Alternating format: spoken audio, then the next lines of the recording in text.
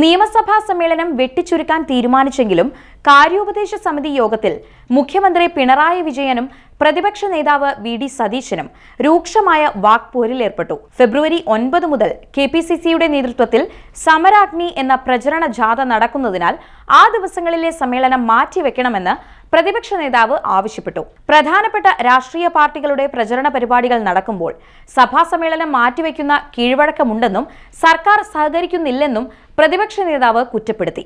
ഇതിന് മുഖ്യമന്ത്രി നൽകിയ മറുപടിയാണ് വാക്പോരിലെത്തിച്ചത്. നിങ്ങളും നല്ല സഹകരണമാണല്ലോ, അമ്മാതിരി വർത്തമാനം വേണ്ട എന്നായിരുന്നു മുഖ്യമന്ത്രി പിണറായി വിജയന്റെ പ്രതികരണം. ഇതോടെ വി.ഡി. സതീശന്റെയും മട്ടും ഭാവവും മാറി. ഇമ്മാതിരി വർത്തമാനം ഇങ്ങോട്ടും വേണ്ട എന്ന് മറുപടി നൽകി. ഇതിനു പിന്നാലെ പ്രതിപക്ഷ അംഗങ്ങൾ കാര്യോപദേശക സമിതിയിൽ നിന്ന് ഇറങ്ങിപ്പോയി. ഇതോടെ വാക്പോര് നിലച്ചു. കാര്യോപദേശക സമിതിയിലെ ഭൂരിപക്ഷത്തിന്റെ അടിസ്ഥാനത്തിൽ സഭാ സമ്മേളനം വെട്ടിച്ചുരുക്കുന്നത് സംബന്ധിച്ച തീരുമാനമെടുക്കുകയായിരുന്നു. ഫെബ്രുവരി 15-ന് സമ്മേളനം അവസാനിപ്പിക്കാനാണ് തീരുമാനം. നേരത്തെ മാർച്ച് 20 വരെയായിരുന്നു സമ്മേളനം നിശ്ചയിച്ചിരുന്നത്. ലോക്സഭാ തിരഞ്ഞെടുപ്പ് പ്രഖ്യാപിച്ചേക്കുമെന്ന കണക്കുകൂട്ടലിലാണ് സമ്മേളനം വെട്ടിച്ചുരുക്കാൻ തീരുമാനിച്ചത്. ബജറ്റ് ഫെബ്രുവരി 5-ന് തന്നെ അവതരിപ്പിക്കും. ബജറ്റ് ചർച്ച 12 മുതൽ 15 വരെ നടത്തും. ഫെബ്രുവരി 9 മുതൽ കെപിസിസിയുടെ നേതൃത്വത്തിൽ സമരാഗ്നി എന്ന പ്രചരണ ജാഥ നടക്കുന്നതിനാൽ സമ്മേളനം മാറ്റണമെന്ന പ്രതിപക്ഷ ആവശ്യം അംഗീകരിച്ചുമില്ല. ഇതാണ് വി.ഡി. സതീശനെ ചൊടിപ്പിച്ചത്. സംസ്ഥാനത്ത് 5 ലക്ഷത്തോളം പേർക്ക് സാമൂഹിക ക്ഷേമ പെൻഷൻ ലഭിക്കാത്ത പശ്ചാത്തലത്തിൽ പ്രതിപക്ഷം അടിയന്തര പ്രമേയത്തിന് അനുമതി തേടിയെങ്കിലും സർക്കാർ അനുമതി നിഷേധിച്ചു. കഴിഞ്ഞ തെരഞ്ഞെടുപ്പ് ജയിക്കാൻ തോമസ് ഐസക് പുറത്തുനിന്ന് പണമുണ്ടാക്കി പെൻഷൻ നൽകി. അതിന്റെ പരിണിത ഫലമാണ് കെ.എൻ. ബാലഗോപാൽ ഇപ്പോൾ അനുഭവിക്കുന്നത്.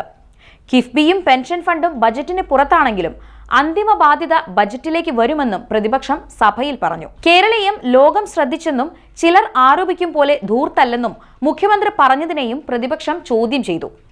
ഓണാഘോഷം കഴിഞ്ഞ് 2 മാസം തികയുന്നതിന് മുൻപാണ് തുലാമാസത്തിൽ പണമില്ലാത്ത കാലത്ത് കേരളീയം നടത്തിയത്. ഭക്ഷണം കഴിക്കാനും മരുന്ന് വാങ്ങാനും പണമില്ലാത്ത 50 ലക്ഷത്തോളം പേർക്ക് പണം കൊടുത്തേ മതിയാകൂ. ഫെബ്രുവരി ആദ്യ ആഴ്ച പെൻഷൻ നൽകുമെന്ന് ഉറപ്പു നൽകാൻ സർക്കാർ തയ്യാറുണ്ടോ എന്നും വി.ഡി. സതീശൻ ചോദിച്ചു.